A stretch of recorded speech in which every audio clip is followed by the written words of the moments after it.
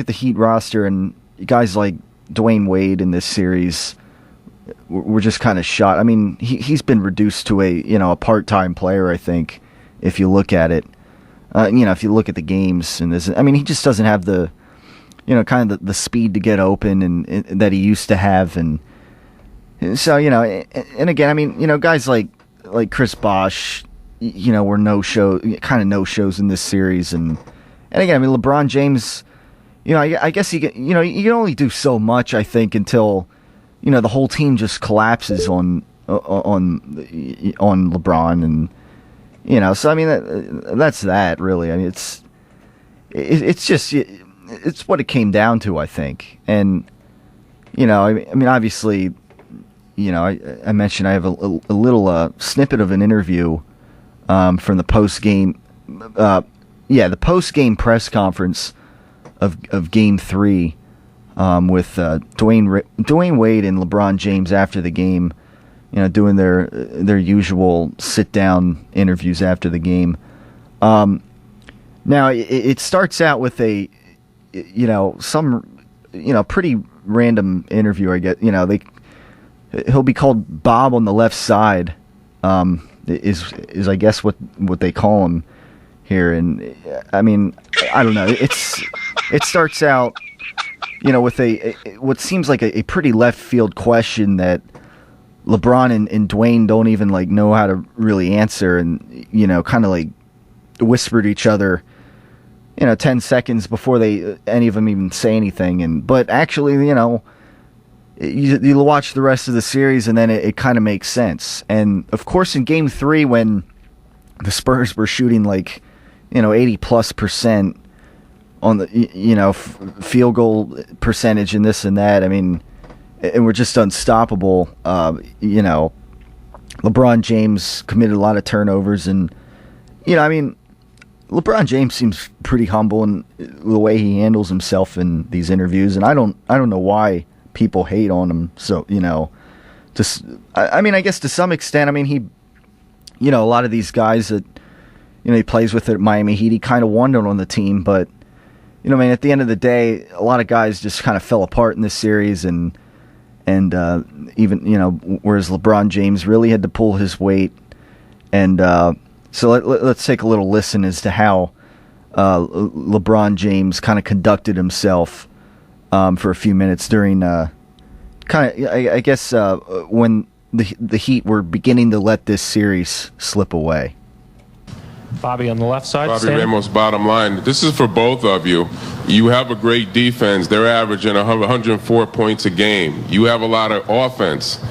You haven't broke 100 yet. Is the problem your lackluster defense, or is it the problems you're having offensively? Lackluster offense.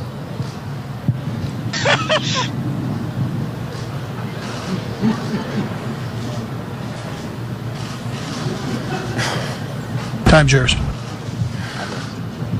The problem is we're down 2-1. That's the problem. We got to figure out how to tie it up. Mark on the left side. 2. LeBron, considering the stakes and is this about as frustrating of a loss you've had this season? Well, I mean, of course. I mean, it's the finals. So everything's magnified. You want to win at this point in the season. But for us, we have to. We will get better from tonight. We hate the performance that we put on. But it's 2-1. It's not 4-1. It's 2-1, and we have to make some adjustments tomorrow. We're gonna come in and learn from our mistakes as we always do after a loss, and get ready and prepared from the beginning. We can't dig ourselves. This is the last team in the NBA that you can dig yourself a hole against. You just can't do it, and we learned from that tonight. Was this one of those games where you're like, was it the defense, or you're like, man, they're hitting everything?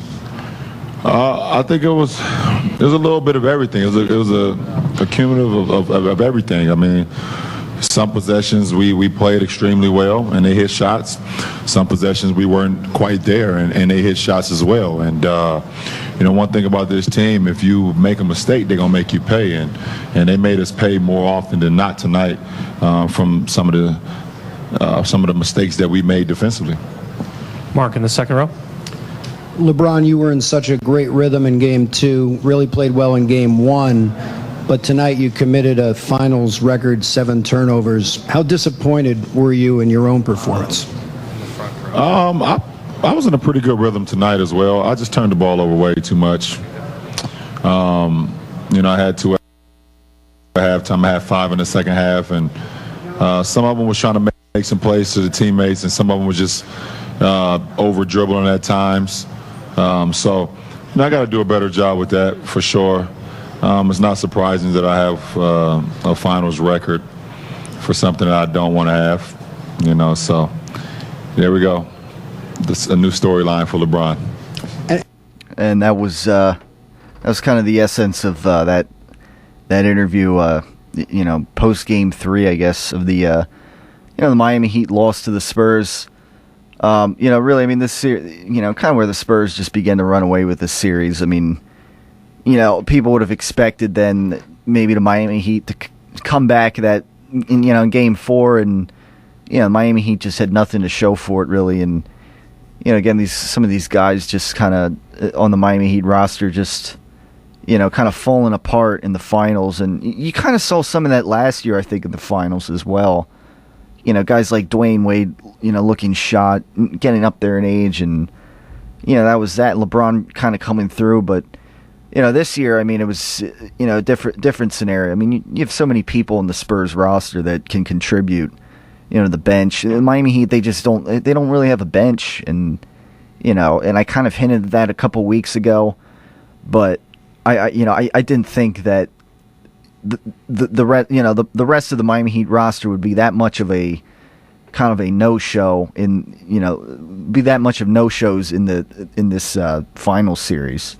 But I mean, if you break it down, I mean, LeBron James, did not really stutter here in this series. I mean, he put up the numbers that you would expect him to, whereas the rest of the roster was pretty shaky at best, and more than I thought.